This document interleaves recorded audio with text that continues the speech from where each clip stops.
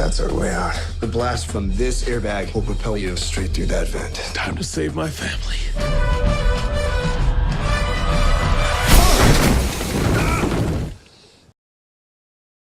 Okay, welcome back to Bangerz and Mash the movies. Today we're going to be doing the 2016 movie Neighbours 2, Sorority Rising. Outside of North America, it's known as Bad Neighbours 2. Oh God.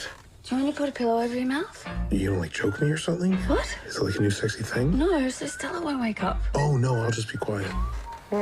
So we just got back from the movies and we're going to be talking about the sequel to the 2014 just Neighbours. It was directed by Nicholas Stoller. It was released in May 2016 and it has Seth Rogen, Zac Efron, Byrne, Chloë Grace Moretz, and David Franco. Sorry. Yeah, so to start off, basically everyone's older. We discovered that Kelly Radner, played by Byrne, she's pregnant. Due to the fact that she's pregnant, they decide to sell their house to upgrade. They need to sell the house they currently live in, though, to pay for the house they just bought. So they have like a dealer all lined up to buy the house, but the realtor informs them, Mac, I guess, Seth Rogen, that their house is in escrow for 30 days. For those that don't really know, that means they can decide to like pull out a buy in the house that they want. Gives you time for inspections and shit. Anyways, a shoehorn story goes on while this is all going on. Basically Mac's friend, Jimmy, and his wife Paula, they're also like expecting a baby too. Hi, what are you doing? We don't hit joints in here. Your parties must suck. No, we don't throw parties here. In the United States, sororities are not allowed to throw parties in their own houses. So, and then meanwhile, the college is having like a freshman girls gathering of a sorority. During that gathering, Shelby, who is played by Chloë Grace Moretz, sparks up a joint. It was kind of stupid. Yeah. Only to discover the sorority leader, which is like 2 seconds of Selena Gomez. There's no partying, drinking, smoking pot. All that is banned at the sororities. The only frat parties are allowed. MASH actually checked into it. Yeah, I looked into it. Apparently, they're not allowed to have open alcohol. They can have parties and listen to music and shit. They're not allowed to have open alcohol in a sorority party, I guess. So Shelby meets 2 other girls that are attending this frat party, only to be disgusted that the frat party is just sexist and perverted. Sexist, restrictive system. We're gonna start a sorority that can party the way that we want to. What's the name of our sorority? Kappa. Kappa Nu. Later that night, they end up becoming friends and smoking pot and creating this sisterhood bond. Shelby decides that her and her new friends need to start a Kappa Nu, a sorority that doesn't abide by misogynistic rules. We are the first sorority that can party.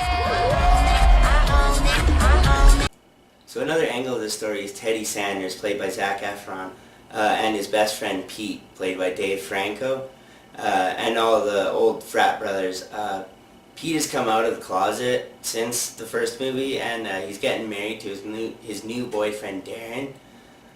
This leads to them kicking out Teddy, because Teddy's not really been able to get a job because of what happens in the first movie. So basically it jumps back to the sorority girls, and they decide to rent out the old Delta Psi house next to Mac and Kelly. They can't really afford to rent the house on their own, so Teddy just kind of makes an appearance out of nowhere and makes a plan that will help them get the house by collecting buckets full of cash. No real rhyme or reason or math to it, just if they collect this many buckets of cash, they can afford the house. So day one, they basically throw a big ass party. It's not that bad. Girls are usually quiet. They don't really take hard drugs. So the party is obviously bad news to the Randers. They're trying to sell their house. They go to the girls and ask them just to calm down for like 30 days, but they don't because Teddy's mentoring them and Teddy still has a pretty big hate on for them. This leads to Mac and Kelly calling Shelby's father to deal with her. Called our parents. Dad, What is this? What happened to my little girl? it's really not a big deal. This is a very big deal. This backfires due to her convincing her dad that she is standing up for, her rights and the sorority's rights. Because of all this, a war starts between the sororities and the Randers, pretty much identical to the first one. Yeah. So basically the movie doesn't really have the charm of the first one did. Like, the first one was good. It feels like it's really pandering to the females more, which is all fair. The first one did pander to the males a lot more. The acting was all good. I mean, there wasn't really any problems there. The script was the main problem I think I had with the movie. The movie at times tries to deal with serious issues. If you watch, say, a movie like Barbershop, the next cut that recently came out, you'll notice that movie kind of suffers from the same problems. It's supposed to be a comedy, but instead you end up getting brick-walled with all these like serious topics, like financial issues, the homosexuality thing, sexism. I mean, these can be serious topics to some people, and like we respect that.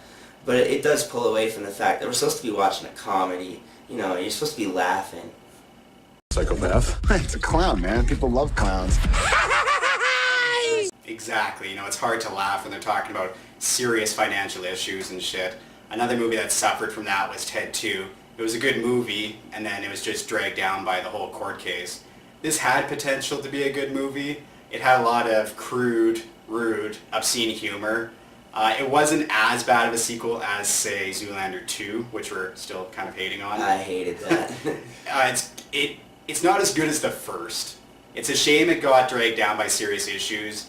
I think that's what made the movie more of just an average sequel. Yeah, so I guess, I mean, the real question is, what did you think of Neighbours 2? Steal their stash. They won't be able to pay the rent. What's the plan? I'm gonna dance. Just you dancing is enough to distract the entire sorority?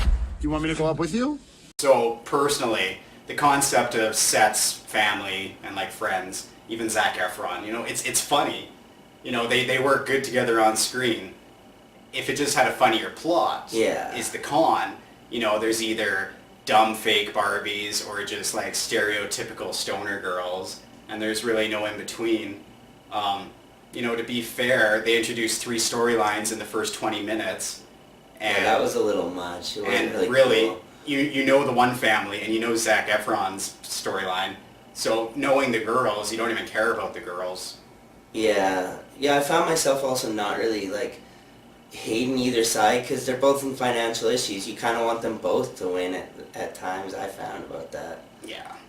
Yeah, so what do you give it overall? Oh, well, it's about a 5 out of 10. Like, if the storyline was just tweaked just a little bit, it would be a good sequel. Yeah. And I think you're feeling the same way. What are you going to give this movie as well? Yeah, I mean, so for my pros, I'd say Neighbours 2. It's a good movie to watch on a date with your spouse, some shit like that. The funny scenes in it are actually pretty funny. I do like the concept of the film. It does give the females a funny dude bro feel. But like you said, there's kind of either the dude bro stoner chick or the Barbie chick, so that's a little bit of a letdown there. It is a nice break though from the typical sexist Hollywood portrayal of females. It does feel like they just wanted to make a female version of Neighbours, so they kind of did. With the airbag trick. That's not gonna work. If it worked with guys, why won't it work for girls? Because guys are idiots. We mentioned got dragged down by serious issues. It made the movie just average. Some scenes feel like they had nothing to the story, and like they had no real sense of direction. Like for example, the angle with his friend and her being pregnant, like that was kind of just shoehorned in there. We didn't need that. So I give it about a 6 out of 10. It could have been better. As mentioned though, it wasn't a horrible movie, just kind of an average sequel. Doesn't bring much new to the table aside from the female angle. I'd say wait to rent it or wait for it to be on Netflix or something. Yeah, it's not a movie that we should have rushed out to theaters. No. We were really hoping for the same Neighbours experience. Yeah. Did you say what you gave it? Yeah. You said 6 out of 10? Mhm. Oh. SOROITITY.